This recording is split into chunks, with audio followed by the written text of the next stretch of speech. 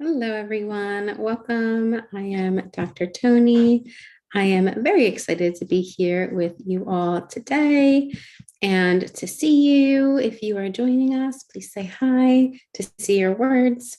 I'm here today for our Ask Away Q&A. This is the third video for our sixth series, kind of getting started with the Ask Away Q&A. And if it continues to take off, then we will continue to have a setup that supports you all so that we can receive your questions and answer them in a way that honors them as best we can. So again, thanks for being here. And I'm excited for this question today because honestly, it's a really important one that takes a lot of courage to ask. And it just went away on my computer. So let's see if I can pull that back up to make sure I read it in its totality. All right, here we go.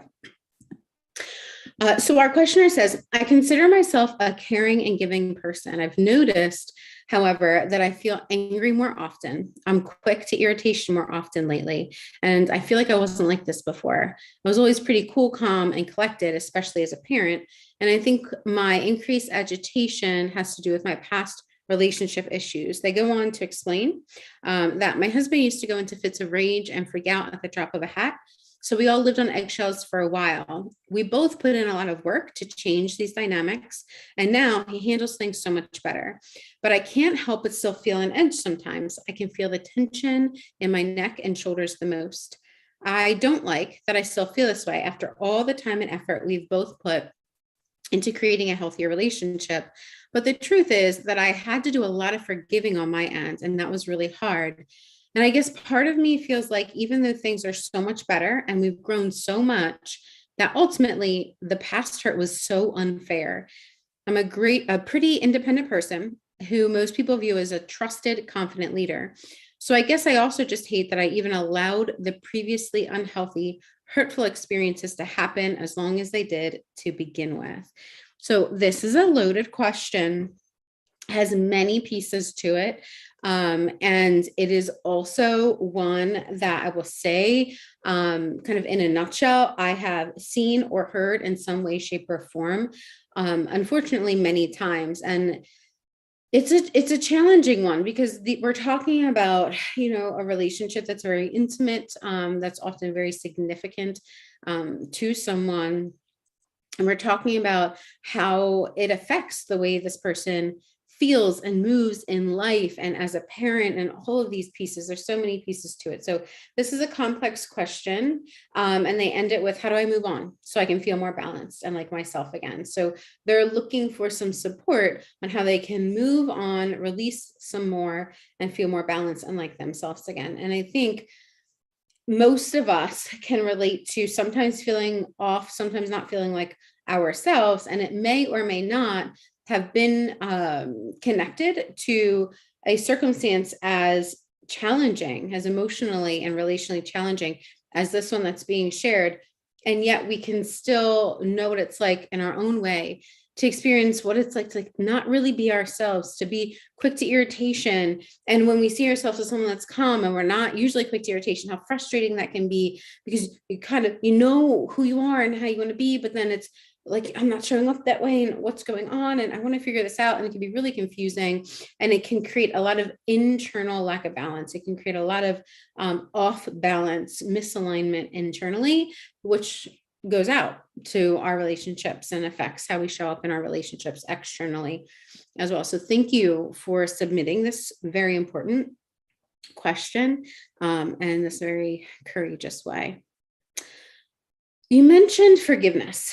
Now, forgiveness is a big, big, big, big one. Forgiveness is such a vital part of healthy living, yet most of us struggle with what forgiveness actually is. It's so hard for so many, and I myself have been there struggling with forgiveness before, because it can feel like but they don't deserve my forgiveness. They hurt me. They betrayed me. Or if I forgive them, they're just going to do it again. Or it can feel like a condoning of poor behavior, or it can feel like almost giving someone permission to just keep hurting us. And that is not what forgiveness is. That is not what forgiveness is. Forgiveness is really about releasing the negative energy that you've invested in some way, shape, or form, into hooking into something. So this person hurt me. I'm putting so much emotional and energetic investment into all of the hurt. Like, how could they do this? This is taking up my mind. This is taking up my energy. It's ruling my emotions. I'm investing so much in it, even though I don't want to, because it feels hurtful. Right. And so forgiveness is the releasing of that. So if you imagine kind of having a grip on all of that negativity, forgiveness is, I'm choosing to release the hold of that negative energy. I'm not going to keep investing in it or allowing myself to get hooked into it. That doesn't mean that the emotions that we have around being hurt aren't valid. They are, but we don't want to stay stuck in them. Right? We don't want to stay stuck in them forever. So as we release some of that energetic investment, that the negativity that we've invested into someone or something, because of all of the emotions that it riled up and the pain, once we've worked through that and we release it, it actually frees up space for something that feels much better and healthier to flow in. So the releasing, which is the forgiveness, then create space for something better and healthier to flow in. And so I'm glad that you mentioned forgiveness, because forgiveness is essential in this example and in many others. But in your question specifically, forgiveness is essential in this, not because you have to forgive the other person or do anything on behalf of the other person or anything like that, but because you are the one that's releasing that negative energy. You are the one that's choosing not to continuously invest in hooking into the negativity that has a hold on you. And that frees you up, right? That frees you up to do and be more of who you want to do and be more of, whatever that looks like.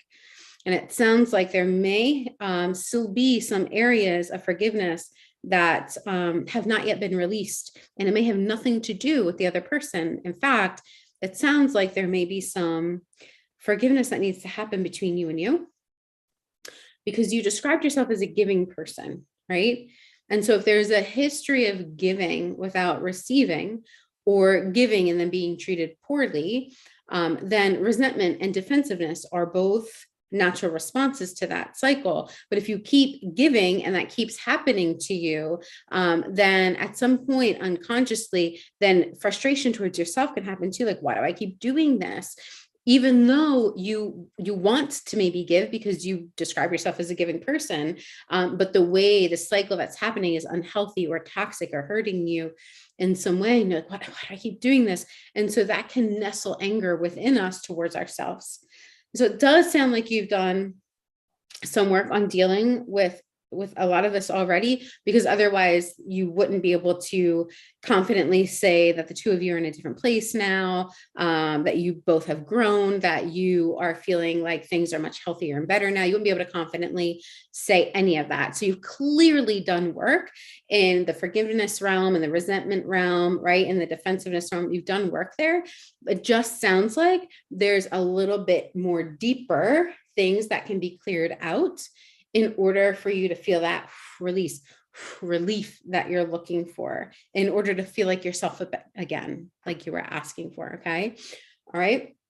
And so you saying that you could feel it in your body, like that visceral feeling that you can feel in your neck and your shoulders, is really important. I'm so glad you said that. Most people forget to pay attention to their body, and our bodies give us a lot of really good information. That's what the sensations in our bodies are for. They are sensory so that they can provide us information. Our senses are intended to share information with us, to communicate with us. So you paying attention to your body is huge. And that is why I always include brain, body, science, and soul, right, in the work that I do with direct clients, because they're all such vital pieces of the puzzle. So to ignore what's happening in your body and only focus on oh, but I think I forgive him, right? To only focus on the mind is missing a component.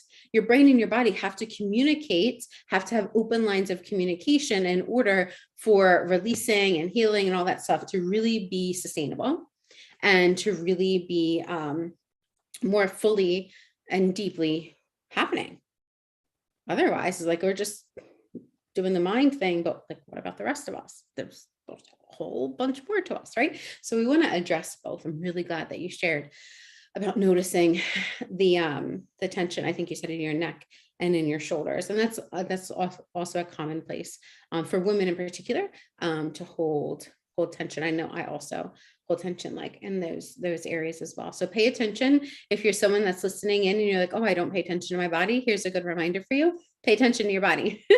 See what it's saying to you. It is talking to you in some way, shape, or form, and it may be telling you that you need something or something's not being tended to.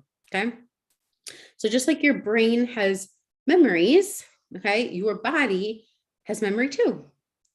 You might have even heard someone like in the physical fitness area kind of talk about like muscle memory, like you keep building muscle memory, or in like physical therapy, muscle memory. Our bodies hold memory in different ways, not just in our thinking mind, right? Like it's not just in our brain, but also in the rest of our body as well. And so if the emotions around the memory in your body are strong, particularly around the lack of feeling safe in your relationship in the past, because you mentioned walking on eggshells, which does mean that you didn't feel at least mentally or emotionally safe in some way. If you felt like you had to walk on eggshells all the time, people don't often equate that as not feeling safe, but that is, I'm not feeling safe because I'm walking on eggshells all the time. That is a sense of I don't feel safe. All right. And so if that is a strong memory in your body and you were really having to walk on eggshells and the tension was held in your neck and your shoulders for all of that time period, whatever that time period was, then that memory in your body is held.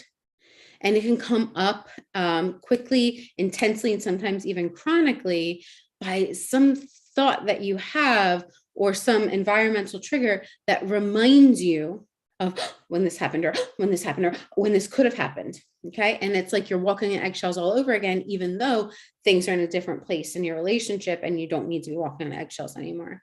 Right. So logically, you might know that, but your body hasn't settled into that yet. Does that make sense? So if your mind has forgiven, perhaps your body isn't quite yet feeling that safety that it needs to, and believing that it doesn't need to walk on eggshells.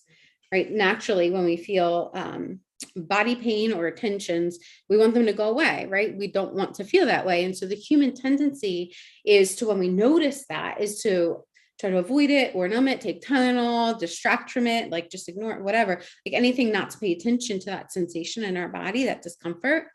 But deeper releasing and deeper healing, so you can move on and experience that relief, actually comes from the awareness of it and from paying attention to it and to noticing it, rather than trying to avoid it or numb it or distract from it indefinitely.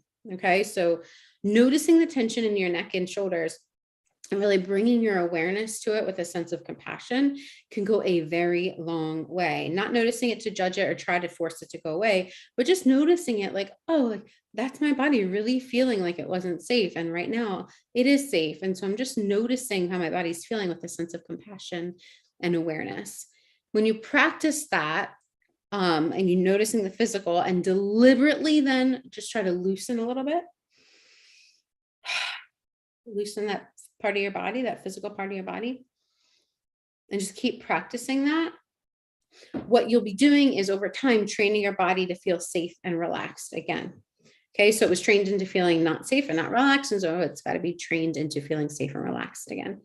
Okay, now again, like I said, this is a deep question. It's a question with many layers to it, and so it does deserve a deep answer, which can't be comprehensively sorted out and supported in this Q&A format, right?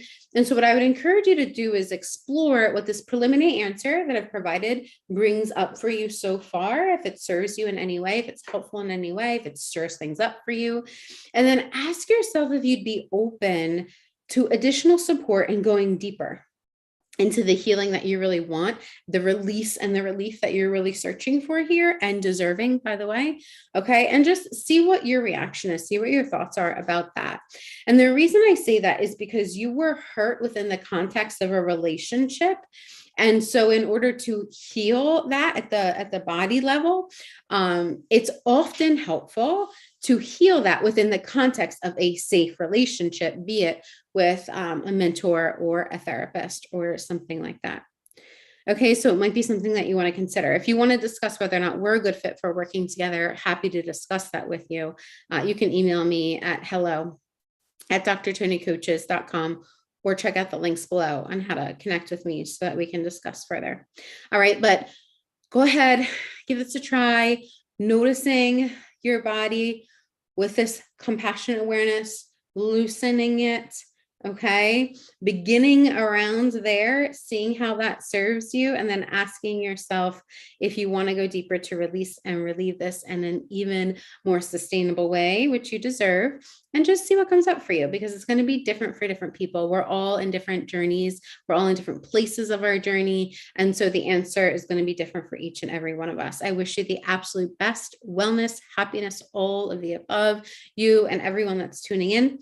If this has stirred up some questions for anyone else that's listening, you can go ahead and you can submit your own questions in the Ask Away Q&A submission link below. Please subscribe so that others can benefit. If you subscribe, you get the alerts, you get to hear all of the sharings, and then you can share it with others that will be of